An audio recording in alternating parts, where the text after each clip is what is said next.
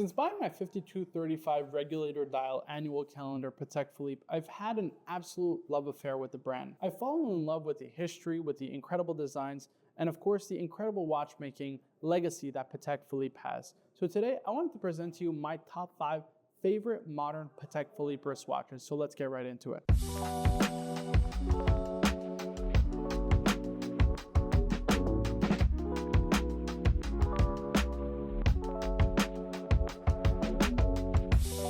Guys, before this video starts, I'd really appreciate if you hit the like button, subscribe for more videos like this in the future. As always, your support is super appreciated. I'm looking to hit 20,000 subscribers by the end of the year. I'd really appreciate all your help and support. So as I mentioned, today I wanted to count down my top 5 modern Patek Philippe references. Now, of course, before the video begins, I kind of gonna give you guidelines as to how I made my choices. First and foremost, I'm not picking these rare, obscure references that were made in super limited quantities or limited editions or one-off auction pieces. I'm not taking collectability or any of that. I'm just really focusing on the aesthetics and why I feel that these watches are important or something I would like to collect or potentially purchase for myself in my own personal collection in the future. Really, that's the only basis. And in the top 5, I'm actually going to go across their collections from complications to, of course, chronographs, annual calendars, perpetual calendars, Calatrava, and so on. Of course, I also stated the fact that I'm going to stick to the modern watches from Patek Philippe, modern being the last 25 or so years.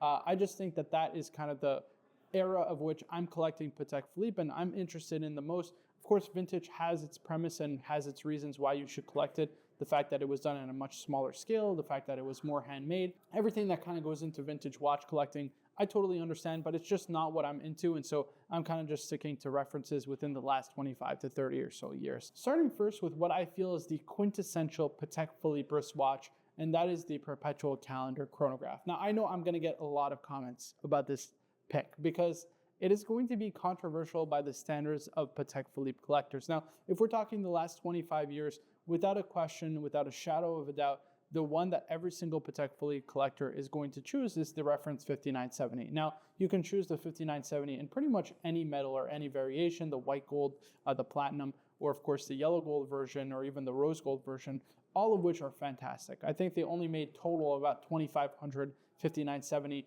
throughout, of course, its entire production span, which makes it one of the rarest watches Patek Philippe has ever made. The platinum being, I think, less than 300, the yellow gold being the rarest. I think they only made about 220 to 250 examples in yellow gold. So again, a really rare wristwatch by modern standards for Patek Philippe, whereas, the 5270 reference, they probably made, double that amount already over the course of its lifespan. But for me personally, if I'm judging the watch just based on aesthetics, right, and I'm judging the 5970 versus the 5270p in platinum, I think that personally the 5270p in platinum is aesthetically a more beautiful watch. It's also a historically important watch because while I appreciate the fact that Patek Philippe used a Lemania movement that is very historic, that it was used by so many different watchmakers throughout watchmaking history, I like the fact that the 5270 has the first in-house perpetual calendar chronograph movement from Patek Philippe.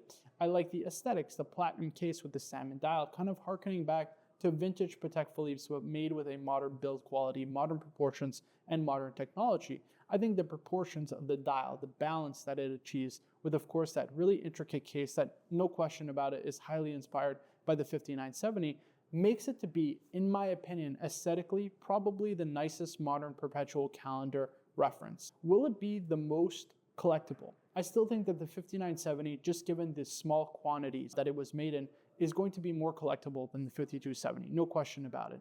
But if you ask me what is the nicer looking watch, in my personal opinion, from an aesthetics perspective alone, taking not into account the movement, the collectability, the historical accuracy, all this kind of different stuff that goes into the watch, secondary watch market pricing, I think the 5270p is aesthetically more beautiful, and that would be my choice. Again, I know it's a controversial opinion, but I think aesthetically speaking, it is one of the most beautiful watches Patek Philippe has ever made. And I think if you compare it to the green dial 5270p, it doesn't even hold a candle to the salmon dial. The salmon dial was just perfectly designed, perfectly proportioned, and I truly feel it's going to be one of the most collectible modern references, as it is one of Patek Philippe's most beautiful. Now up next is going to be the calendar complications. It's really hard to pick within this genre, because I absolutely love a lot of Patek Philippe calendar complications. I'm wearing my regulator dial 5235R. I think it's one of Patek Philippe's absolute best watches that they made in the last 20 years. Everything about it, the technology that went into it, not to mention just the aesthetics of it. I think it's so unique, so different, so avant-garde by Patek Philippe standards, at least modern Patek Philippe standards, that it really breaks the mold of what you would expect from the brand. And that's what really makes me appreciate it. But there is one watch that I would potentially trade this for if I had the opportunity to, and that is the reference 5236P, the inline perpetual calendar. And there's a lot of reasons why. That movement actually shares kind of the same common movement as this 5235. It's kind of based off the 5235 movement, the inline perpetual calendar movement is, as well to mention that architecture, the finger bridge architecture with the micro rotor in platinum, just absolutely beautiful. But most importantly is the case. One thing I love most about this 5235 is this case with the squared off lugs, which is actually kept in the reference 5236. Now they released the salmon dial 5236. I'm personally not a huge fan of it. I think the blue dial hit the nail on the head. It is absolutely perfect in terms of proportions, in terms of dial legibility, in terms of just the actual blue itself. Everything about that wristwatch, right? The complications are super functional. The fact that it's all in one line, and it has a running seconds, which is unusual for Patek Philippe perpetual calendars.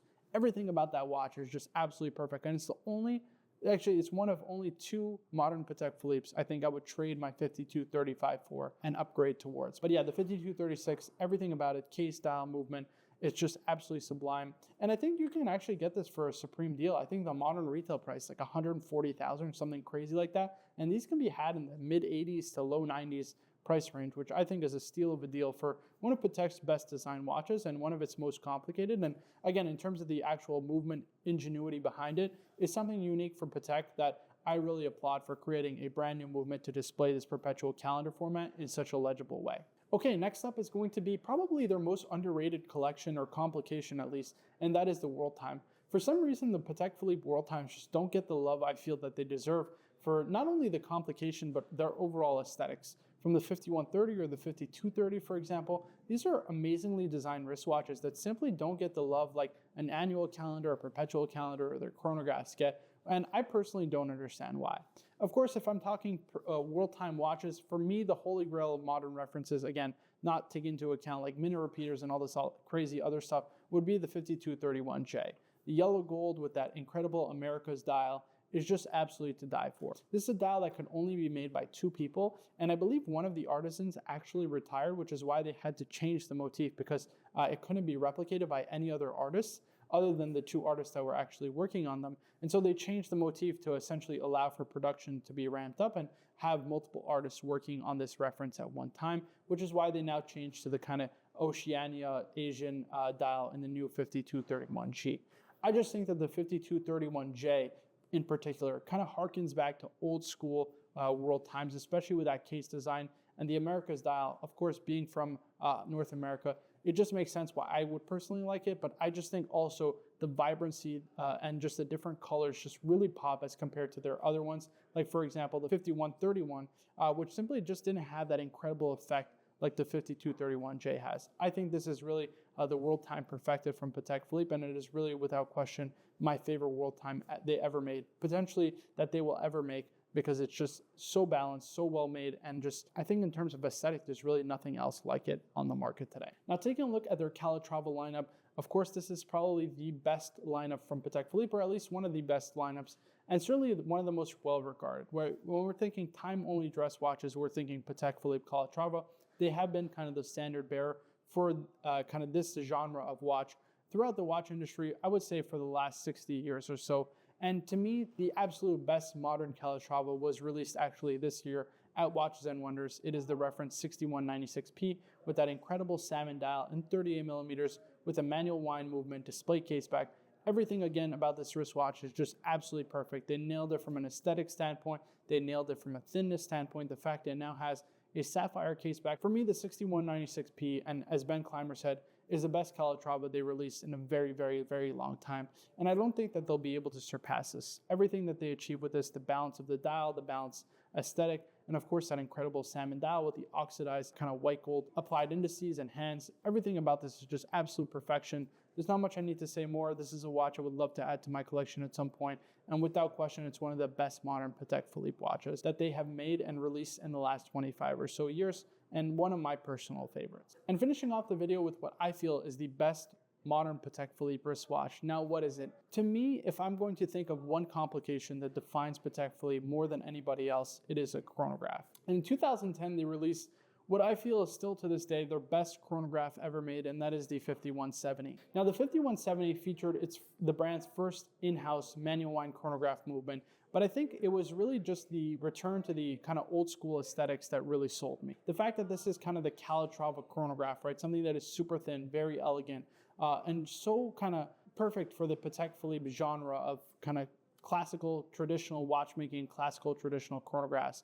But for me, in the 5170 lineup, there is one king, and that is the reference 5170p. That incredible iridescent blue dial that is kind of fades to black on the outsides of the dial, with the diamond applied indices that are just absolutely gorgeous. Everything about this wristwatch is just wristwatch perfection. For me, if you asked me if I could sell all of my watches and just keep one, or just sell all of my watches and trade it for just one watch, the 5170p probably to me is that attainable grail I would love to own someday.